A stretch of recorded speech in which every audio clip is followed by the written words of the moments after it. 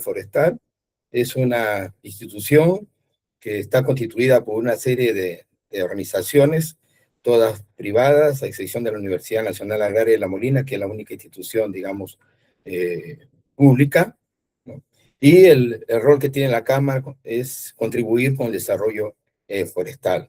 Principalmente nosotros tenemos actividades, acciones en lo que es en los departamentos de la Amazonía, principalmente en Ucayali y en Madre de Dios, pero nuestro alcance es a nivel nacional.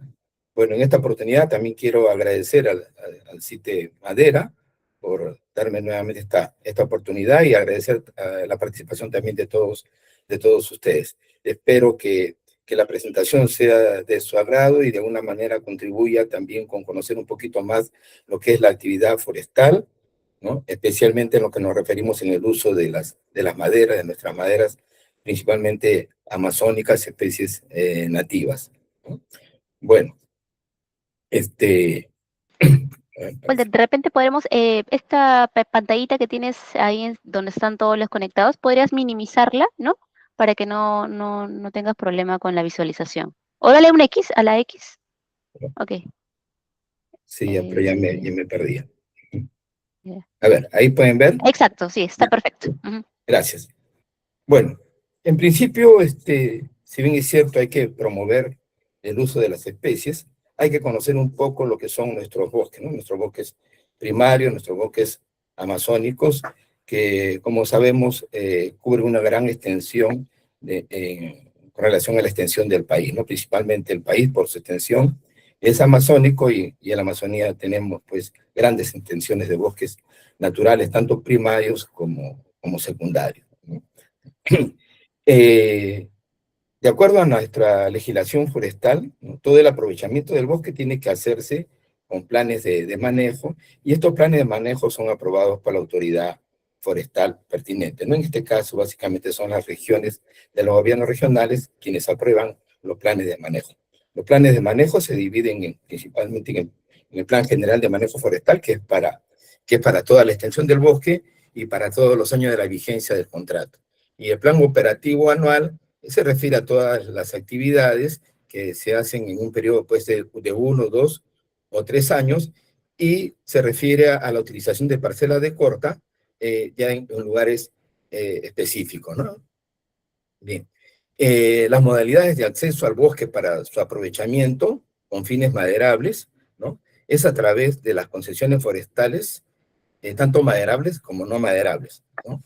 Por ejemplo, tenemos una concesión forestales en Ucayali, en Loreto, en Madre de Dios. Y en Madre de Dios también tenemos las concesiones forestales no maderables, pero que, de acuerdo a nuestra legislación, también permite el aprovechamiento de madera. Incluso ahí tenemos una gran cantidad de concesiones forestales no maderables del cual se aprovecha la madera. Después también tenemos las comunidades, principalmente las comunidades nativas amazónicas que tienen bosques y del cual se aprovechan. Y por otro lado ya son predios privados, que son áreas más pequeñas y normalmente para cambio de uso de la tierra o autorizaciones para pequeñas extracciones. Y la modalidad también de bosques locales. Estos bosques locales son los que dependen de los gobiernos locales, ¿no? Bueno, estos son los principales modalidades de acceso al bosque donde nos proveen la madera, ¿no? Todo esto en el marco de una legalidad, ¿no? Sabemos que hay mucha ilegalidad también en la actividad forestal y que saca madera de cualquier lugar, ¿no? Bien. Entre las características que tenemos de los bosques primarios, quiero hacer una diferenciación, el bosque primario con el bosque secundario. El bosque primario es el que tiene una alta diversidad de especies, con tamaños diferentes, y digamos es lo que nos dio la naturaleza en un inicio, ¿no?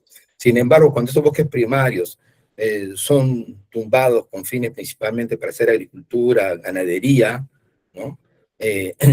Se tumba el bosque y se le abandona estos lugares y ahí crece una nueva vegetación, también constituida por árboles. Y a esto es lo que llamamos nosotros bosques secundarios, ¿no? Una de las especies importantes que crecen en el bosque secundario es la bolaina, una especie muy, muy demandada acá en el Perú. Sin embargo, en los bosques primarios, como digo, que hay alta diversidad y tamaños muy diferenciados de los árboles, la extracción es de carácter selectivo. Es decir, que solamente se extraen de los bosques las especies que tienen mercado principalmente, ¿no? Y por hectárea es el número muy reducido de árboles realmente que se extraen. Muchos piensan o creen que cuando se entra al bosque, se entra con la motosierra y se tumba todo, ¿no? Sin embargo, reitero, las actividades de tipo selectivo solamente se extraen muy pocos árboles, 1 o 2 árboles por hectárea, dependiendo de, entre otros factores, de la ubicación del bosque, ¿no? A la medida que el bosque esté un poco más cerca a los centros de consumo, ahí la intensidad de aprovechamiento es un poco mayor, pero la mayoría de concesiones forestales están lejos de los centros de consumo y la extracción es muy selectiva. Y esto,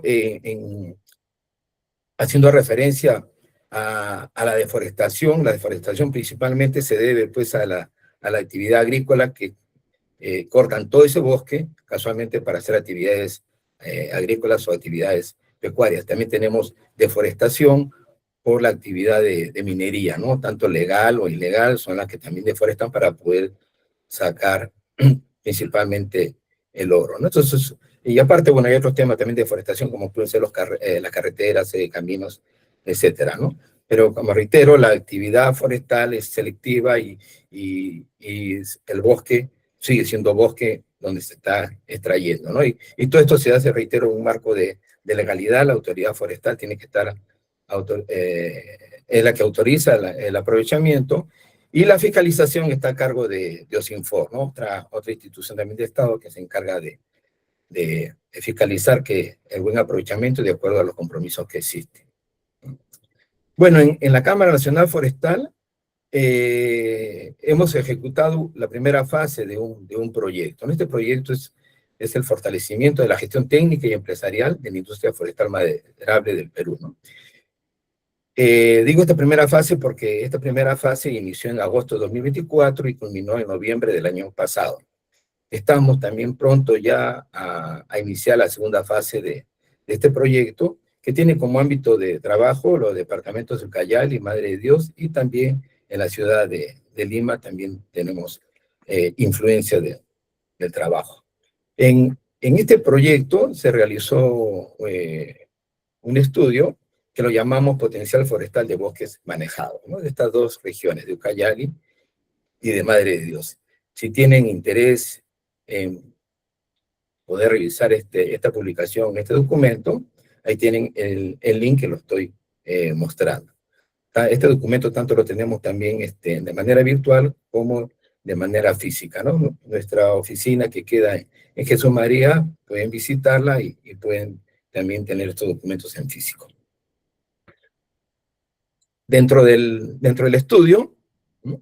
Decía que la autoridad forestal es la que aprueba, es la que autoriza el aprovechamiento por especie.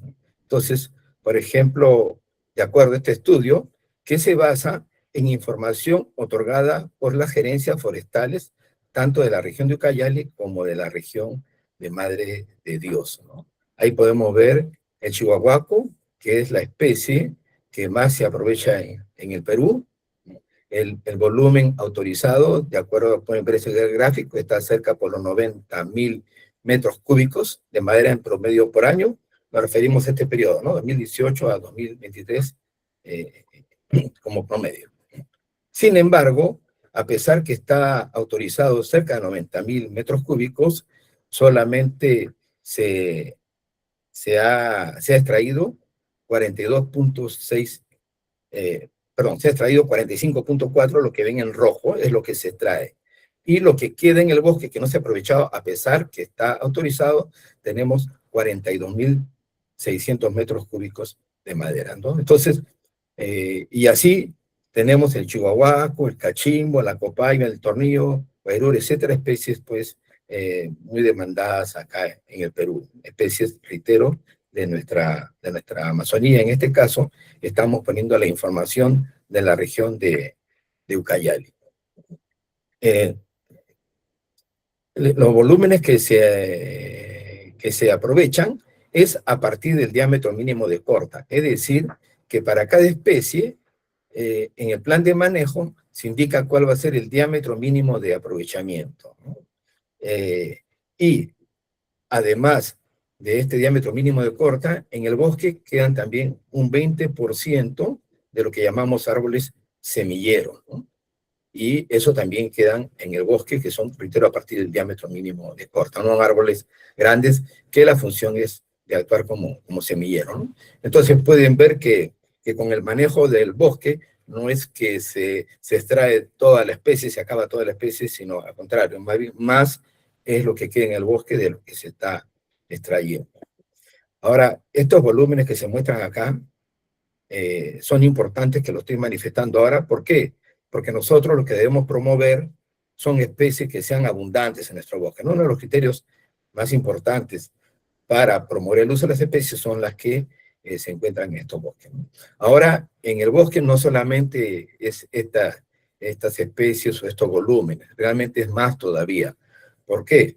Porque en las áreas de manejo se realiza dentro de lo que es el plan operativo, puede ser, reitero, de 1 año o 3 años, se realiza el censo forestal. El censo forestal significa que se miden, se evalúan todos los árboles a partir del diámetro mínimo de corta. Se evalúan, se registran, incluso se le ubican a través de la coordenada, ¿no? Que se hace con el GPS. Cada árbol queda perfectamente ubicado en un mapa, ¿no? Y esto es lo que pide vamos a que sea el concesionario o la comunidad, decide pues tener una lista de especies y esa es la que van evaluando, ¿no? Entonces, como reitero, nosotros con base a la información oficial que nos han dado estas gerencias regionales, hemos podido analizar esta información, ¿no? Entonces, estos censos son de las especies que tienen ya algún interés de aprovecharse por las concesiones forestales o comunidades nativas, que son las principales, digamos, unidades o categorías que nos proveen de madera. Entonces, así tenemos, hay otras especies ya que se autorizan menos y también se aprovechan menos, pero van quedando en el bosque. También es importante conocer estos volúmenes y estas especies, porque ya nosotros, dentro de la legislación forestal, ya en la aplicación de la ley, tenemos más de 20 años de las concesiones forestales, ¿no? Y normalmente dentro del plan de manejo, el bosque es dividido en 20 parcelas de corta, en 20 cuarteles, por llamarlo así, ¿no? Entonces, de tal manera que en 1 año se aprovecha cada una de estas parcelas de corta. Entonces, si ya tenemos más de 20 años en las concesiones forestales, ya estamos entrando a lo que es la segunda rotación, el segundo ciclo de corta. Entonces, en el primer ciclo de corta se han sacado por decir así, los mejores árboles, las especies que tienen más interés, pero en el bosque, como reitero, van quedando árboles también de estas especies, que son remanentes de primer aprovechamiento, y además, como es a partir del diámetro mínimo de corta, los árboles que no se han aprovechado porque eran delgados, en 20 años han engrosado, han crecido, y también ya serían susceptibles de aprovechamiento, siempre y cuando la empresa tenga un interés de aprovechar, porque a las empresas normalmente les interesa aprovechar árboles más gruesos, más grandes, que les sale el costo menor por pie tablar y un mejor aprovechamiento de los individuos, ¿no? Entonces, más eficiente es el aprovechamiento de árboles más grandes, ¿no? Y del punto de vista del bosque es bueno porque se queda todo un potencial ahí de regeneración, un potencial de un bosque natural que sigue en crecimiento. El gráfico que le mostré en la lámina anterior sale de esta tabla, ¿no? Que pueden ver ahí las especies que en promedio han sido más autorizadas, ¿no? Con mayor volumen de autorización. Sin embargo, ahí podemos ver que los saldos promedios, ¿no? Hay una relación también entre el saldo y lo autorizado. En el caso de Chihuahuaco, como vimos en el gráfico, es un 48%, ¿no? Y así para cada especie. Una especie que es muy conocida en Lima, que se trabaja bastante, es el cachimbo, ¿no? Y sin embargo, estamos viendo de que casi el 40% es lo que queda en el bosque con relación a lo que está autorizado o aprobado, ¿no? Entonces, un 60% es lo que sí está saliendo, ¿no? Y así sucesivamente. El tornillo también es una especie muy utilizada y aproximadamente 50% de lo que se aprovecha, el 50% es lo que queda en el bosque, ¿no? Ahora, queda en el bosque por una serie de motivos, ¿no? Saben que la zafra o el periodo de aprovechamiento corresponde al periodo de lluvias y a veces a los concesionarios, a los que traen madera o a las comunidades no tienen el tiempo para aprovecharlo, todo lo que está autorizado. Después hay árboles que son defectuosos, árboles que están ya un poco inaccesibles porque están más lejos, entonces va quedando todo ese potencial todavía ahí en las concesiones forestales y comunidades nativas, ¿no? Bien. Sin embargo, también con los nombres comunes y con relación a especies, ahí tenemos que la relación no es uno a uno, quiere decir que un nombre común no corresponde a una especie, hablando botánicamente, ¿no? ¿Ya? Entonces, por ejemplo, en este cuadro vemos que el chihuahuaco, y reitero, esta es la información oficial que nos han dado, en este caso de Ucayali, ¿no? Y que vemos que el chihuahuaco, en la mayoría de los casos, casi en el 80%, se refiere a Dicteris micrantha, ¿no? El 18%, de acuerdo a esta información, se refiere a Dicteris odorata. Y ya porcentajes menores se refieren a otros nombres científicos que sale bajo este nombre de chihuahuaco, ¿no? Entonces, principalmente, si hablamos de chihuahuaco, estaría representado por género Dicteris. En el caso de cachimbo hay más variación que chihuahuaco, ¿no? Por ejemplo, tenemos el Ayantoma decandra, que normalmente es 37.5% que representa, y en la misma proporción otra especie, pero que también sale con el nombre de cachimbo, que es Carimiana estrellense, ¿no? Y así también ya hay otros chimbos como Carimiana doméstica, Carimiana decandra y Curatari llanense, pero ya en menor proporción. Copaiba, también otra especie muy conocida, tenemos principalmente la Copaífera pauperi y la Copaífera reticulata. La multijuga sí hay muy pequeña proporción. Sin embargo, con el tornillo a nivel de campo, a nivel de madera, no tenemos problema. El tornillo siempre es la Cedrelinga catiniformis. Aunque sabemos que en el comercio hay maderas que se parecen al tornillo, incluso a veces se comercializan como tornillo, ¿no? Y realmente no tiene que ver nada ni con tornillo ni con Cedrelinga. Y así podemos estar viendo el análisis con guairuro, almendro. En el caso de la lupuna, casi todo se iba a pendrandra, no hay mucho problema. En Copal, por ejemplo, estuve en Pucallpa y una cerrera le interesa trabajar con Copal, pero ahí vemos pues que el Copal es una lista de diferentes especies, incluso de diferentes géneros, ¿no? Aunque principalmente hace referencia al Proteum sagotianum y al Proteum grandifolium, ¿no? Y también al Proteum tenuifilum. Entonces estos son, digamos, las especies más importantes de lo que es copal, ¿no? Entonces, cuando metemos al mercado, a veces no sabemos cuál de estos copales puede ser, y es un tema que nos queda resolver más adelante.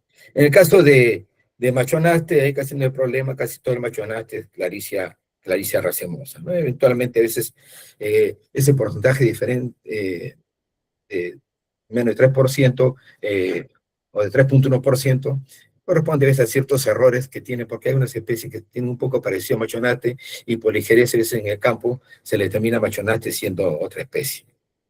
Pero no, correctero nuevamente Claricia racemosa. Y la yanchama, que siempre yanchama Pulsenia armata, ¿no? No hay problema de identificación con esta especie. Esto lo estoy mencionando porque es la complejidad que existe, ¿no? Reitero, un nombre común hace referencia a varias especies, hablando con nombre botánico, hablando científicamente. Pero también existe del otro lado, ¿no? Una especie botánica, ¿no? También hace referencia a veces a varios nombres comunes, se le puede conocer bien con varios nombres comunes. Y esto también depende de la localidad, depende de las zonas como se le conocen. Incluso también los materos, que son gente de campo, que conocen mucho a las especies, de dónde provienen ellos, también traen su acervo, digamos, su conocimiento de los nombres. Le estaba mencionando que es importante. ¿Por qué estos datos los estoy dando? Porque reitero, pues, que para promover especies, lo más importante es que haya la disponibilidad del recurso. Yo he estado trabajando ya desde hace muchos años en temas de exportación de madera, y me acuerdo, pues, que a veces mandábamos muestras de madera muy bonitas que nos gustaban, nos gustábamos, y cuando ya nos pedían los volúmenes, en el mercado casi no se conseguía, ¿no? Entonces, a veces promovemos maderas que son escasas en el mercado, o no es conocida, y esa promoción se nos cae, pues, ¿no? Ya, entonces, por eso uno de los criterios más importantes es qué recursos, qué es lo que tenemos nosotros en nuestro bosque para ir promoviendo. Otro criterio nosotros también que estamos obviamente utilizando y que vale la pena tomarlo en cuenta es la vulnerabilidad que pueden tener unas especies. Si una especie es vulnerable, es decir, por ejemplo, que están en la lista roja, esas especies maderablemente no vale la pena pues, promover su uso, ¿no? Más bien, más hay que dedicarnos a conservar a estas especies. O también especies que están en el CITES, ¿no? En el CITES como el cedro, la caoba, recientemente también ha entrado todo el género del chihuahuaco y del tahuarí también están clasificadas como CITES, entonces son especies que no vale mucho promoverlo por ahora, ¿no? Y otro criterio también que hemos tomado en cuenta es su nivel de comercialización, ¿no? Que ya exista por lo menos un tipo de demanda, que el mercado un poco la conozca, ¿no? Porque si vamos a promover una especie que es completamente desconocida, es mucho más difícil, más no imposible, que colocarla en el mercado, ¿no? Entonces, estos son los tres criterios principales que como Cámara estamos trabajando para promover un grupo de especies. Así como hemos tenido también la fuente de información de los gobiernos regionales, también hemos analizado la información que nos dio el CERFO, ¿no? Información que está en el SNIF, ¿no? En el Sistema Nacional de Información de Forestal y de Fauna Silvestre. Esta información que le hemos obtenido el 2025, pero que hace referencia a los años de 2022 y 2023, ¿no? Ahí podemos ver que también, como producción de madera cerrada, el chihuahuaco es la especie que más se acierra, que más se comercializa, ya cerrada en tablas, tablones, ¿no? Y con respecto a la producción nacional, representa pues casi el 11%, ¿no? Después le sigue el tornillo, ¿no? Que representa un 7,6%, y si vemos en la columna de la derecha ya la acumulada entre chihuahuaco y tornillo, estas dos especies representan casi el 20% de la producción de madera cerrada, ¿no? El tercer lugar es la misa. Esta especie de misa es conocida en Madre de Dios, y en Ucayali se conoce como cachimbo, y acá en Lima también lo conocemos como cachimbo, ¿no? Entonces, cuando hacemos referencia a misa, bueno, hablamos de cachimbo. Entonces, ahí está en el tercer lugar la misa, pero es respetado o se respeta el nombre común, y después sigue el cachimbo. Entonces, si sumamos la misa con el cachimbo, es un volumen ahí importante de estas dos especies, ¿no? Entonces, ahí podemos ver si sumamos la producción de madera cerrada de chihuahuaco, tornillo, misa, cachimbo, copaíba, pachaco, ¿no? 6 especies que representan pues ya más del 40%, ¿no? ¿A qué nos queremos referir aquí? Que realmente un grupo reducido de especies maderables representan pues un gran volumen de la madera que se comercializa en el mercado nacional y de exportación, ¿no? Porque Chihuahua principalmente es para exportación. Sin embargo, como estábamos viendo en los cuadros anteriores, la cantidad de especies que tenemos nosotros en nuestros bosques son es bastante alta, ¿no? Bastante alto el número de especies, y sin embargo un número reducido es conocida por el mercado, y un grupo más reducido es la que casi mueve todo el mercado nacional de madera, ¿no? Eso es en cuanto, digamos, al potencial que tenemos nosotros en cuanto a los volúmenes de madera. Entonces, por otro lado, he traído este cuadrito de propiedades físico-mecánicas de la madera, porque también si queremos promover las maderas debemos conocer sus propiedades. Entonces hay una lista de especies cuyas propiedades ya han sido investigadas. Bueno, en algunos casos a veces no se ha estudiado todo, por ejemplo, nos queda mucho pendiente lo que es la durabilidad, pero en propiedades físicas, mecánicas, tenemos ya información, y estas propiedades físicas y mecánicas nos sirven para proponer usos a las maderas, ¿no? Entonces, eso es importante. pero estas propiedades digamos, son determinadas básicamente en el laboratorio a nivel de probeta, ¿no? Porque para construcción, por ejemplo, es importante tener ya estas propiedades a nivel de lo que decimos a escala natural o escala 1 en 1, ¿no? Que sí que cómo se utilizan ya estas maderas que básicamente para estructura. Y hay una lista que tenemos, que la conocemos como la norma 10, que hay una lista ahí también de especies que se pueden estar utilizando y cuyas propiedades se conocen. Pero acá, en términos generales, la lista es bastante larga. Si quieren más información, ustedes pueden acercarse o escribirnos a la Cámara Nacional Forestal, y si tienen interés en una especie, nosotros tenemos toda una base de datos de propiedades físicas, mecánicas, propiedades tecnológicas de las maderas, y le podemos hacer llegar, incluso también con la fuente, ¿no? ¿Qué autor es el que ha determinado estas propiedades, ¿no? En algunos casos tenemos varios autores que han estudiado a una misma especie, y tenemos también información de cada uno de estos autores, ¿no? Entonces, en general, también nuestras maderas de mayor valor se caracterizan por ser duras, ¿no? Ser un poco pesadas, digamos, ¿no? A diferencia de las maderas suaves, que son las que tienen normalmente menos valor, ¿no? Y otras maderas que tienen unas densidades medias, como por ejemplo el cedro, que tiene una densidad media.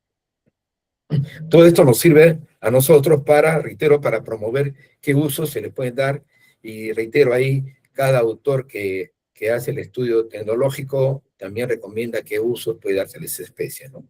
Por ejemplo, acá tenemos en este cuadro algunas especies que como cámara, ¿no?, hemos identificado que sería interesante ya promoverlas, ¿no? Que están conocidas en el mercado, pero que en general son poco conocidas. Por eso decimos la promoción de especies poco conocidas, ¿no? Entre ellas está el Anacaspi, que su nombre científico es la Apuleia leiocarpa, ¿no?, que de acuerdo a la literatura, ¿no?, puede usarse, pues tiene una diversidad de usos, ¿no? Puede usarse en artesanía, en chapas decorativas, columnas, durmientes, mango de herramienta, pisos, muebles, etcétera. Como bien dijo Joana, va a estar publicada en la reunión que tenemos ahora, esta charla, así que pueden revisarlo de repente con más detalle, uno les interesa. Y por otro lado, reitero, pueden pedirnos información a nosotros en la Cámara Forestal, ¿no? Pasamos a otra especie, catahua, que es una madera ya menos, bueno, la Anacaspi es una madera muy densa, la catahua es una madera suave, un poco de densidad más o menos baja, ¿no? Su nombre científico es Sura crepitans. Como catahua también no hay problema en la especie, siempre catahua es Sura crepitans, como Anacaspi siempre es Apuleia leiocarpa, ¿no? Y los usos, pues, de catahua son ya para cajonería, chapas decorativas, encofrados y revestimiento, ¿no? Otra especie de nuestros bosques, tenemos a la huimba. Dentro de la huimba hay sí varias huimbas, ¿no? Hay huimba negra, roja, ahí se conoce como huimba, nomás en este caso hacemos referencia a la ceiba samauma, ¿no? Madera también suave, ¿no?, que puede ser utilizada para cajonería, encofrado, machembrado, en muebles. También la manchinga es una especie que está entrando poco a poco al mercado de exportación también.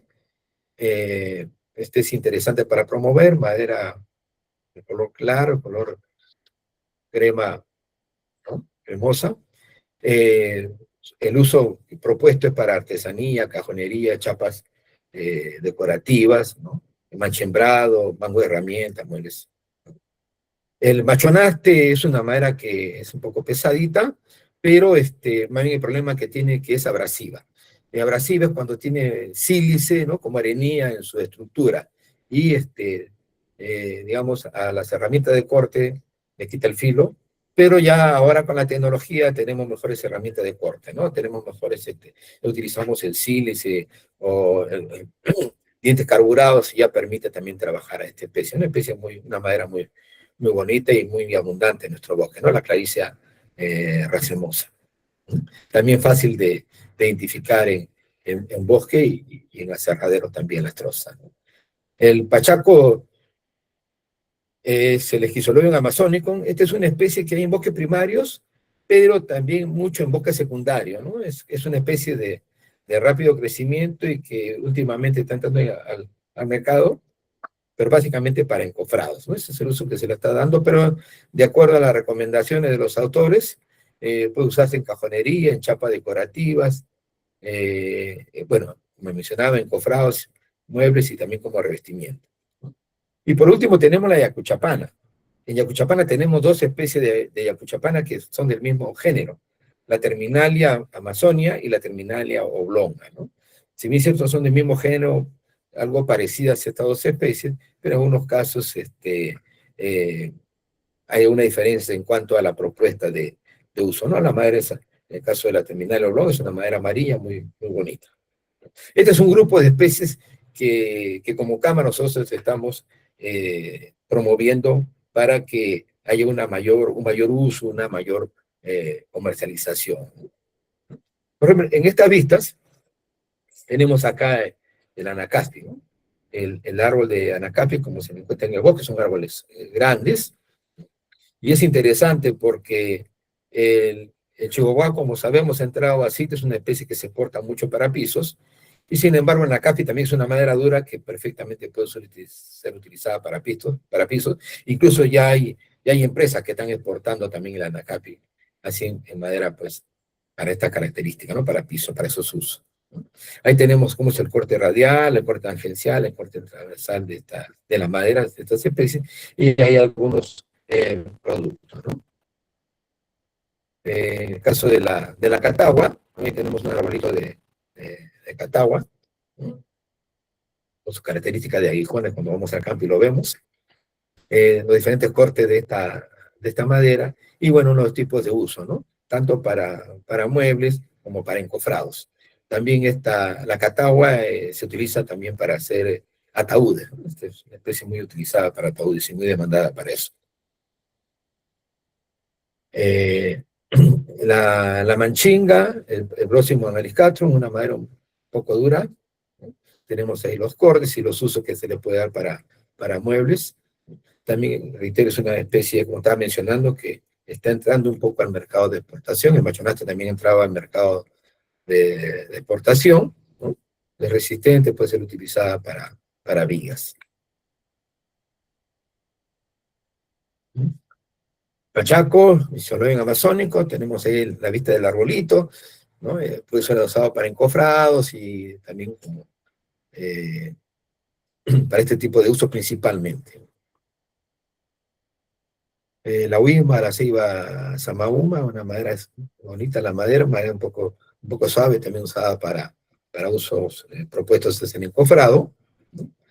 Acá tenemos una vista de la yacuchapana, de la Terminalia amazonia, que puede ser utilizada pues, para los documentos de ferrocarril. La otra yacuchapana, que normalmente llamamos yacuchapana amarilla. La yacuchapana amarilla es la Terminalia oblonga y puede ser usado también para muebles, ¿no? Muebles exteriores.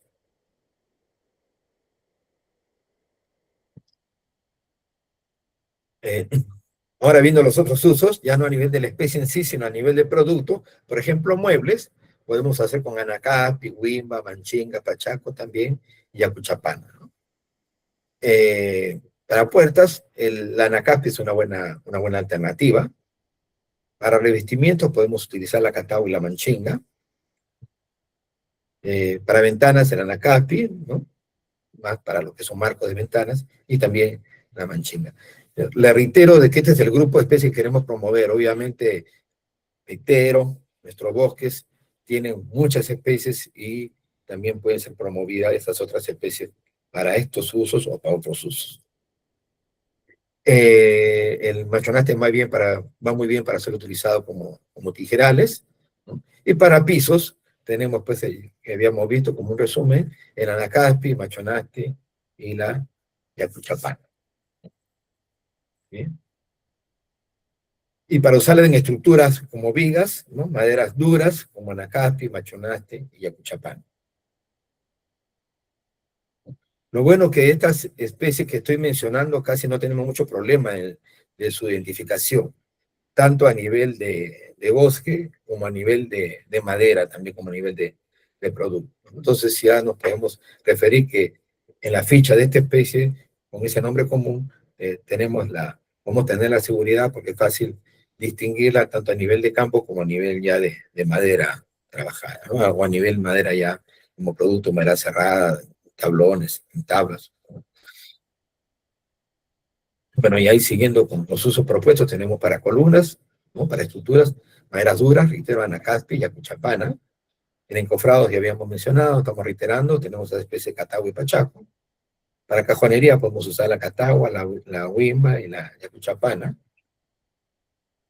Para postes puede usarse la anacaspi y la manchinga. ¿Bien?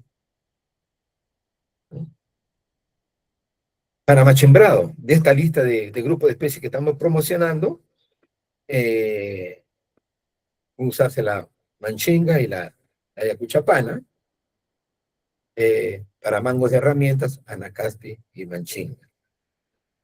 En algunos casos, nosotros como Cámara y en el marco del proyecto también estamos haciendo pruebas, ya elaborando realmente con estas maderas algunos productos, ¿no? Para tener uno la experiencia y estos productos los estamos haciendo con los productores, en este caso de Ucayali, para ver ya en la práctica los resultados que digamos que podríamos tener y si hubiera un tipo de inconveniente también conocerlo. Entonces, queremos tener estos productos para irlos mostrando y espero que más adelante nosotros ya podamos mostrar lo que hemos elaborado conjuntamente con los productores y llegar ya no solamente a tener un producto primario, ¿no? Que el producto primario es la madera cerrada, talón, sino ya tener un producto más elaborado, productos secundarios, ¿no? Por ejemplo, acá vemos mangos de herramientas muy interesantes, ¿no? Especies que sean más o menos duras, ¿no? Que tengan buen acabado, como la anacaspi y la manchinga. Madera ya resistente para intemperie, como para usar en las traviesas o los durmientes, como conocemos normalmente nosotros, al anacaspi y al machonaste, ¿no? Maderas duras, maderas resistentes, que soportan, digamos, las inclemencias del clima, ¿no? Y chapas decorativas, anacaspi, catagua, manchinga y acuchapana pueden ser laminadas para ser usadas como chapas decorativas. Bien, eso es, digamos, las especies que nosotros estamos promoviendo y los criterios que creemos que son importantes de por qué promover un grupo de especies, ¿no? Y creemos que como país deberíamos tener de repente concordar para ver cuál sería este grupo que como país nosotros deberíamos promover. Sabemos que nosotros no somos un país exportador de madera porque más importamos madera que lo que estamos exportando a nivel de valor. Sabemos que, o se tiene conocimiento que casi producimos como 1 e importamos como 8, ¿no? En cuanto a valor. Lamentablemente ya no se tienen estos datos actualizados. Antes la autoridad forestal nos daban esta información de lo que en valor de lo que se exportaba, no importaba, pero ahora no tenemos esa información a la mano. Y también de repente trabajar conjuntamente con Sitio de Madera para ver también qué grupo de especies conviene promover, ¿no? Hay especies que las maderas pueden ser muy bonitas, ¿no? Pero a veces en los bosques no son abundantes y después tenemos problemas en mantener una producción sostenida, que es a lo que se trata, ¿no? Y también es importante, por otro lado, aprovechar un mayor número de especies del bosque, porque así contribuimos también con el manejo, para que las especies del bosque puedan, o los árboles que están en el bosque, que están pequeños, puedan crecer más rápido, es importante que entre más luz al bosque, ¿no? En la medida que entra más luz al bosque, estos árboles van a estar creciendo porque si hay sombra están oprimidos, ¿no? Y del manejo forestal de eso se trata. Y si traemos un mayor volumen de madera, también vamos a tener un costo de aprovechamiento menor por hectárea y por lo tanto un costo de manejo también menor por hectárea y así estaríamos contribuyendo con el manejo del bosque, ¿no? Y en la mañana tuve una reunión con el director general de políticas del CELFOR y bueno, nos estaba haciendo recordar pues que ya el nivel de ilegalidad de los títulos habilitantes casi ya es cero, ¿no? Ya no hay ilegalidad de la madera que se extraen de los títulos habilitantes, llamemos pues concesiones forestales y comunidades nativas, ¿no? Entonces, una buena manera de contribuir con el manejo del bosque, que también da mucho trabajo a nuestra gente, tanto de la misma producción como a lo largo de la cadena productiva, podemos contribuir nosotros con nuestra actividad forestal, ¿no? Tanto para beneficio de la población que está allá, como para beneficio también del país.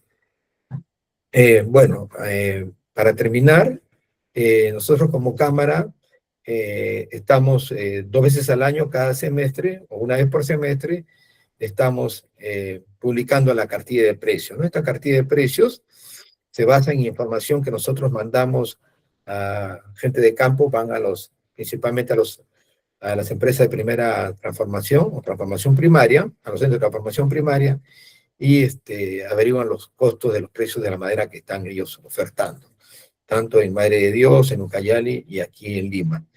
Y pueden ver esta cartilla, si visitan nuestra página web, pueden ver ahí los precios de estas especies en sus diferentes productos, y también los servicios relacionados para la producción, ¿no? Como puede ser el transporte, el flete de Pucallpa a Lima, Madre de Dios Lima, ¿no? El transporte interno también, el costo de aserrío, de secado, que se requiere para transformar y procesar la madera, ¿no? Entonces, acá pueden ver la última cartilla que hemos publicado, que es de octubre, y próximamente estaremos publicando la otra cartilla. Bueno, vamos a hacer obviamente el trabajo de campo para sacar los precios y actualizar y tener esta información.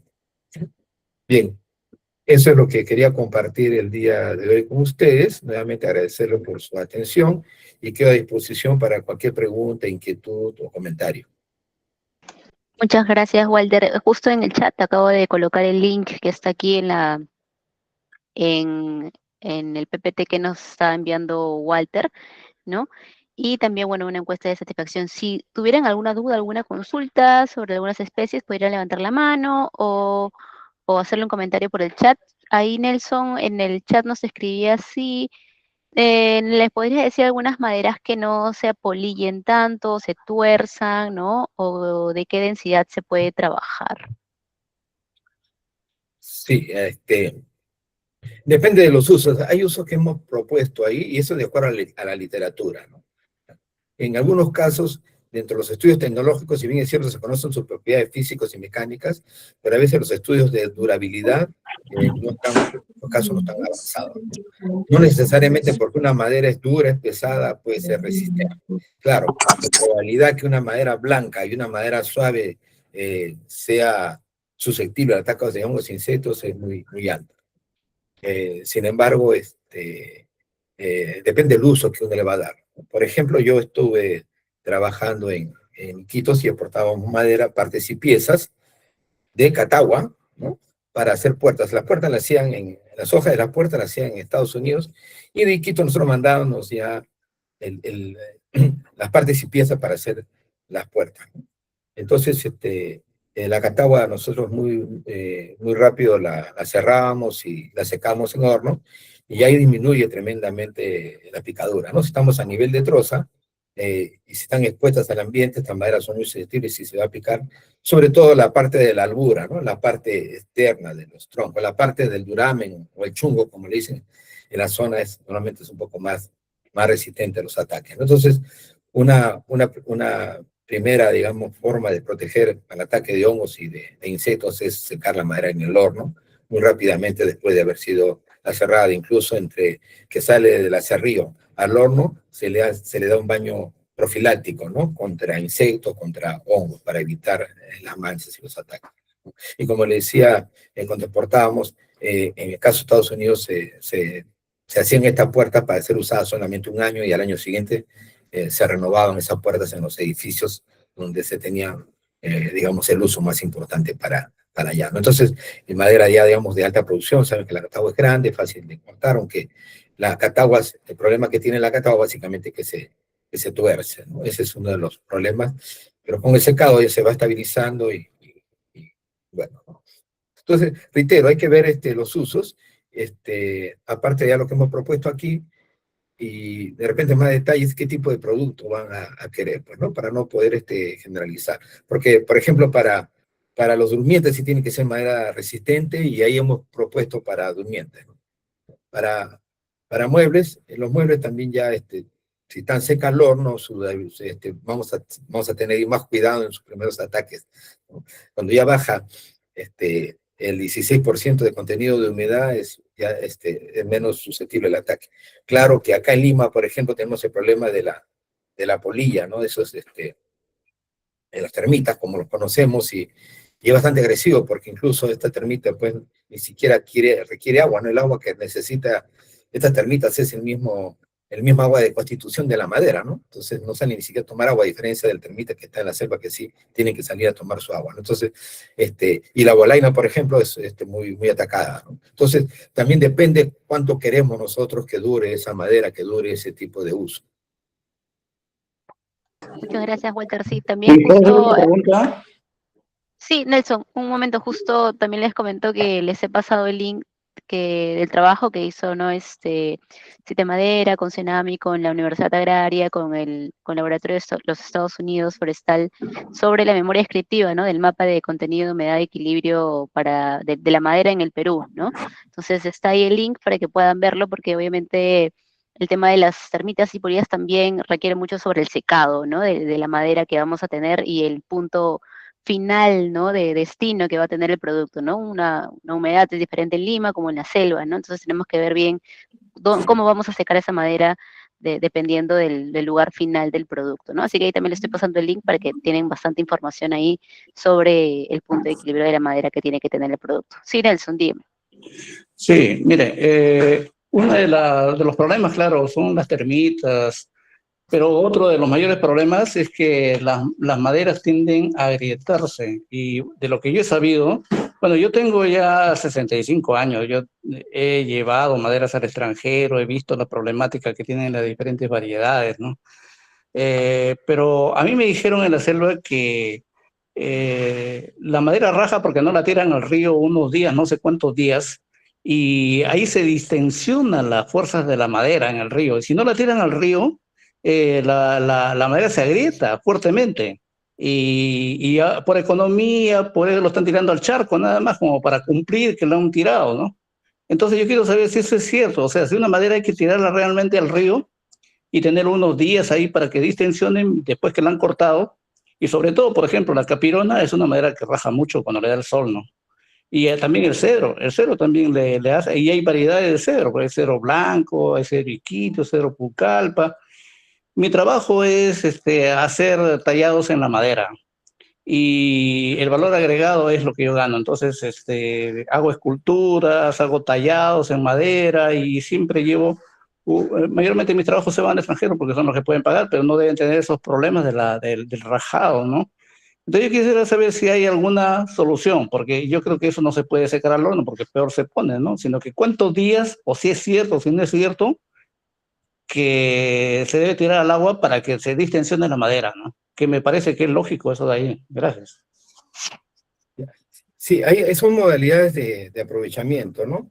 Por ejemplo, en Selva Central, la madera no se tira al río, ahí todo es por carretera nada más, ¿no? Y no hay, que yo tenga conocimientos eso de tirarla al agua, que distorsiona la madera, no tanto ese problema. El problema que está mencionando por la rajadura es que la madera está húmeda, ¿no? Si tiene humedad la madera, tiene que salir la humedad y la humedad hace presión para salir y ahí es como una especie que se revienta. Hay especies que tienden a rajarse, como por ejemplo la quinilla, es una madera que se raja bastante, ¿no? ¿Ya? Y obviamente está tensionada, pero es porque hay un cambio de humedad, ¿no? La madera está muy húmeda y como dice, si lo pone al sol, hay un secado violento y la humedad en la madera hace una tensión fuerte, ¿no? Hace una presión y esto, al liberar esa tensión, es que se produce este rajado. Lo que están mencionando también ahí es de que hay que tener la madera seca y de acuerdo a dónde va a trabajar esta madera, ¿no? Por ejemplo, una vez nos mencionaban también en la cámara fueron de que decía que la madera la habían secado y acá en Lima estaba bien los muebles, ¿no? Sin embargo, llevaron los muebles a venderlos a Arequipa y ahí se habían torcido. ¿Y es por qué? Porque en Arequipa el clima es más seco, ¿no? Hay menos humedad, a pesar que la temperatura es menor que acá en Lima, pero el clima ya es mucho más seco. Entonces, si es más seco, la madera va a seguir secando y ahí cuando se producen este tipo de torceduras. El problema básicamente es por la humedad que está ahí, no está bien bien secada, ¿no? Por eso que nosotros cuando hablamos de secado, debe estar la madera seca, seca al horno, ¿no? Al aire es muy, muy complicado, no se puede controlar. Incluso con un buen secado, también la madera que puede tener tensiones, se puede disminuir estas tensiones, ¿no? Se puede trabajar con eso, ¿no? Por eso es importante también trabajar con un buen programa de secado. No solamente es llevarla de una humedad a otra humedad, sino de que bajo esto, al disminuir la humedad, también no sufra este tipo de fallas, ¿no? De defectos, ¿no? Principalmente expresado en grietas y en torceduras. El secado es muy, muy importante, y cuando hablamos de secado, secado al horno.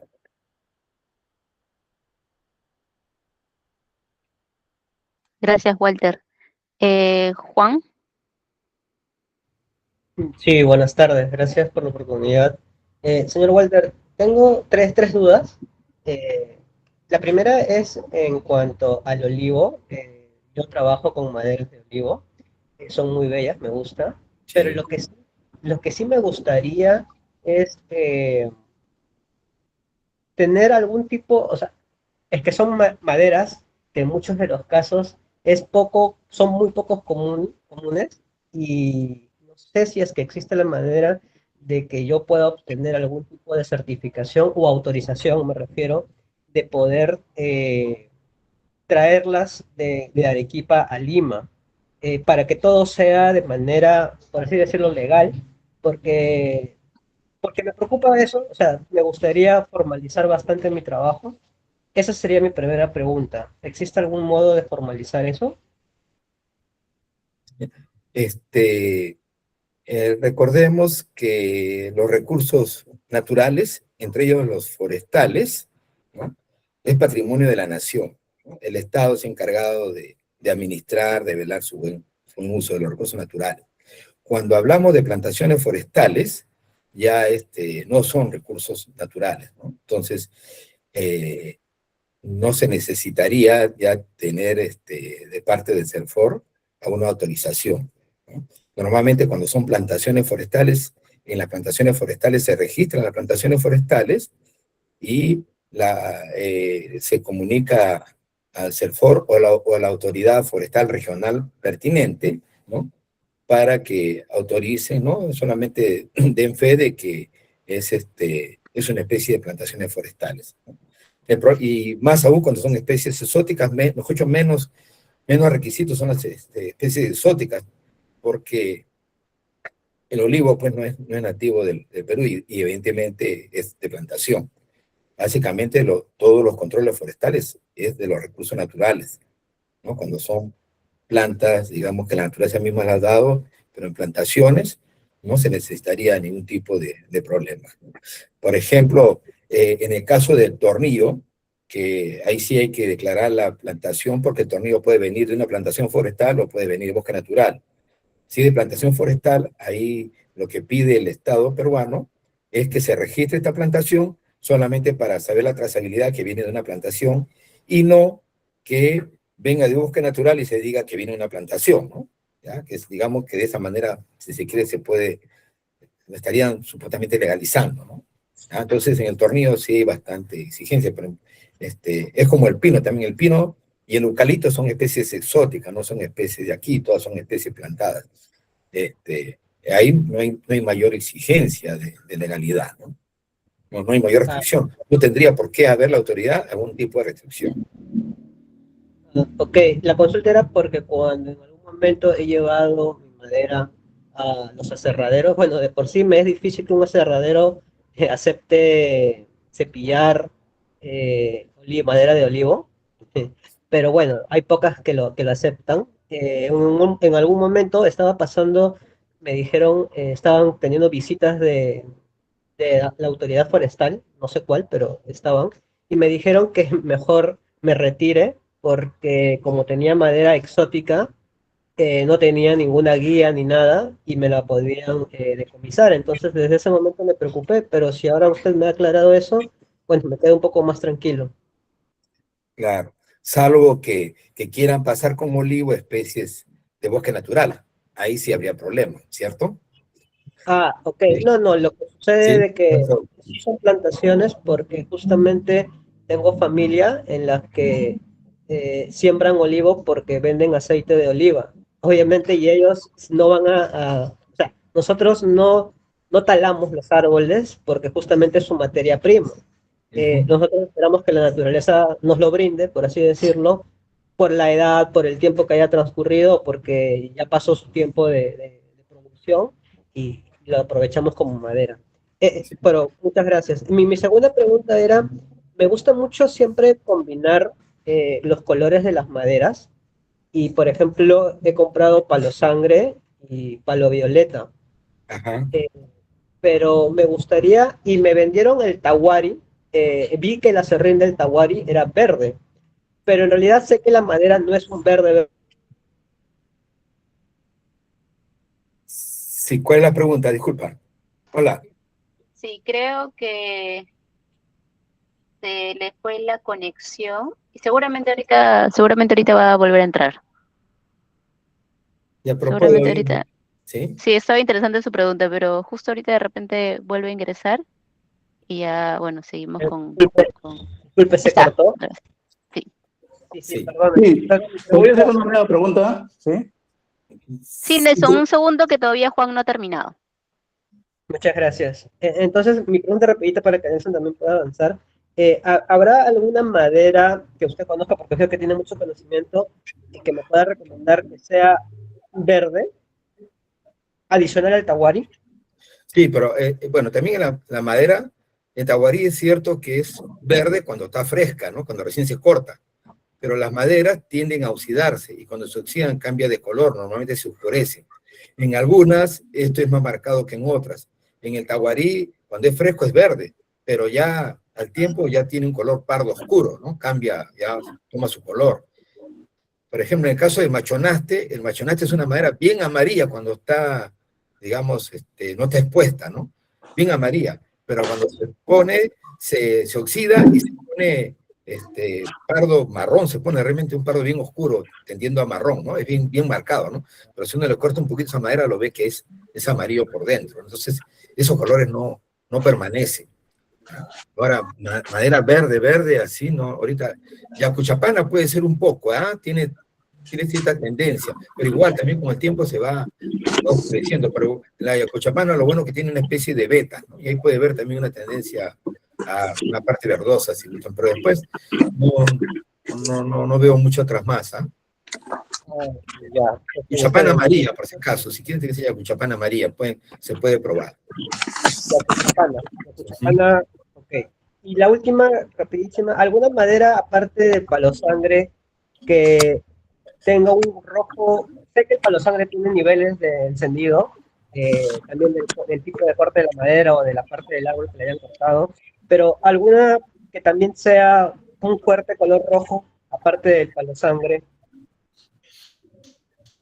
El palo sangre es una especie bien característica para eso y muy apreciada por ese color, ¿no? La quinilla también es color rojo, pero quinilla un poco de problema que se agrieta, ¿no? También es roja la quinilla, ¿sí?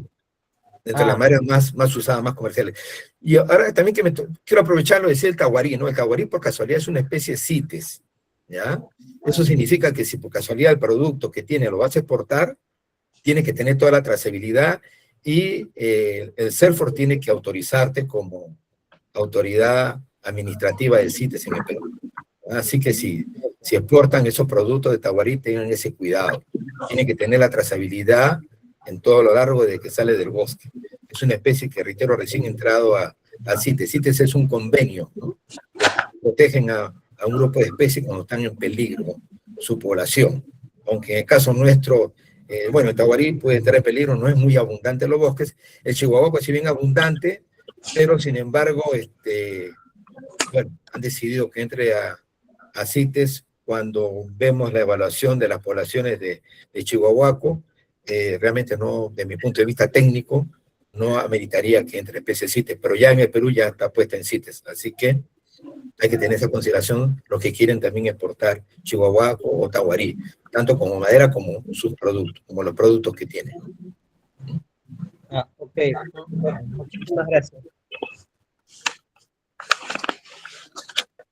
Sí, yo quería preguntarle, por favor, porque yo estoy interesado en maderas de color claro, ¿no? Porque, y claro que no tengan inconvenientes en agrietamiento, o mínimo inconvenientes en agrietamiento, ¿no? Porque como hago esculturas y los exporto, entonces no quiero tener esos problemas.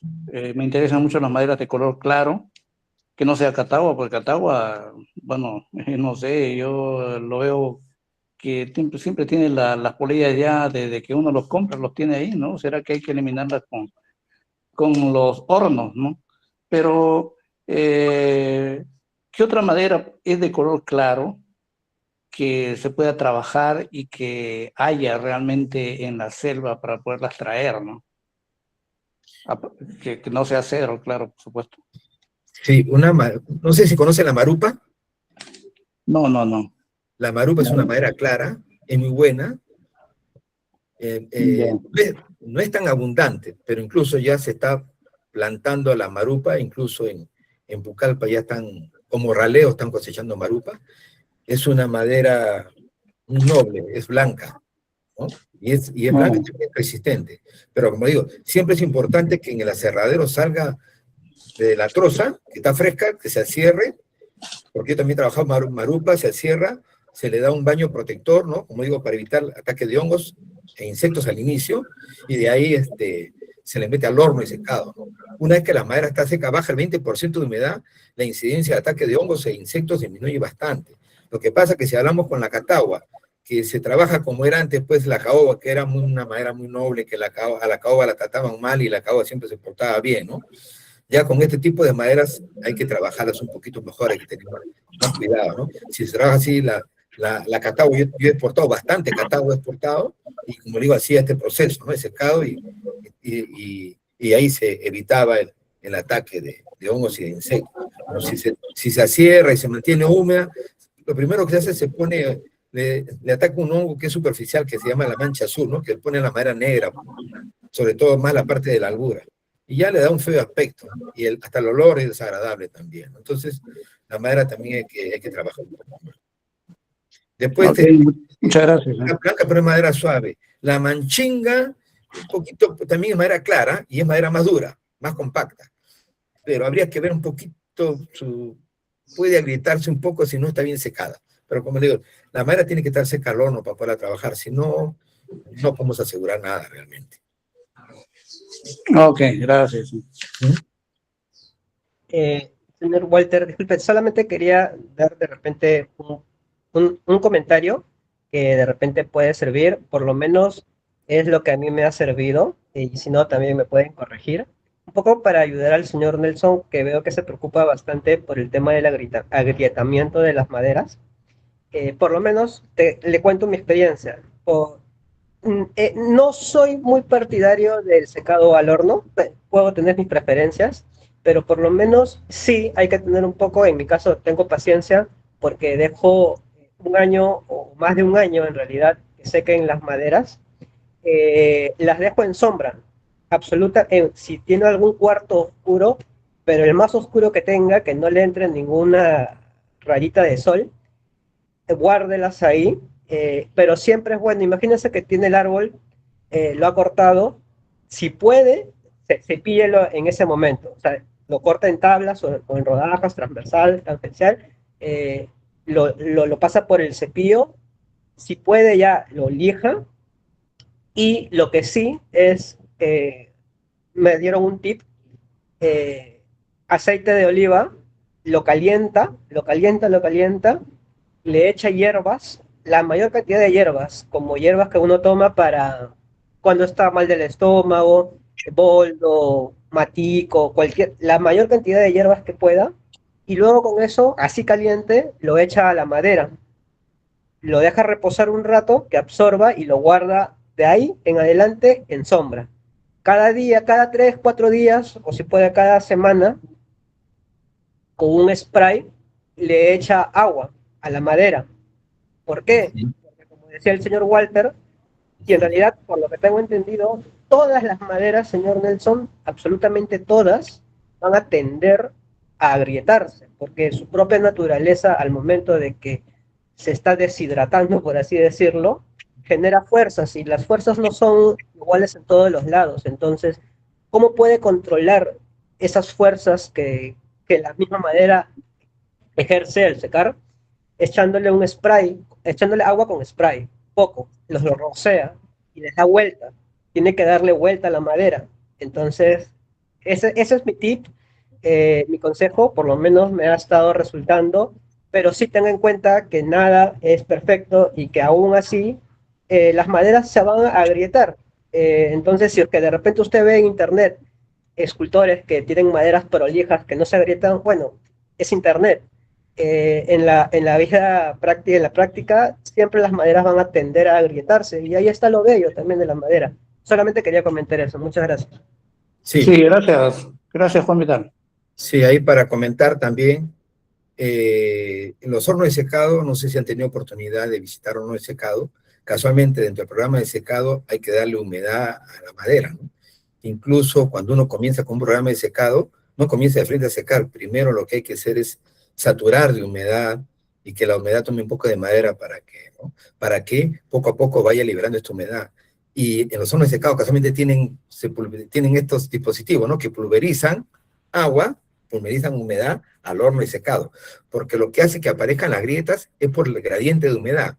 Cuando mayor es el gradiente de humedad, la presión es más fuerte y las grietas aparecen, ¿no? Por eso decía, con un programa de secado bueno, casualmente no deberían aparecer grietas. Por eso cada especie tiene un programa de secado. Cada especie tiene un comportamiento de secado un poco diferente.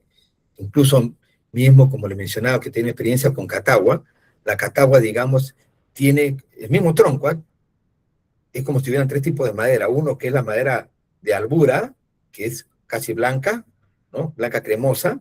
La parte del duramen, la que le sigue, es un color amarillo, y la parte ya más del chungo, más del centro, que es color marrón, ¿no?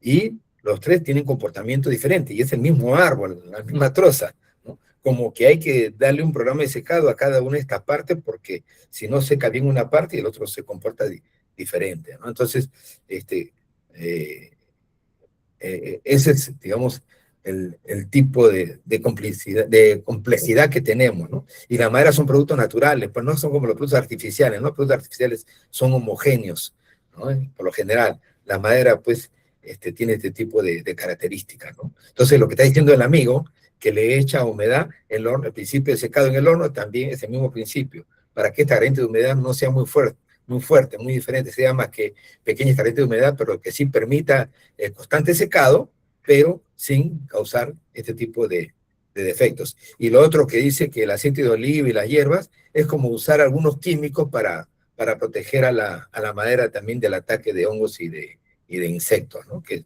normalmente estas hierbas pueden ser repelentes para estos tipos de bichos, ¿no? Sí, exacto. Me faltó mencionar que por eso era, para matar los bichos. Sí, gracias.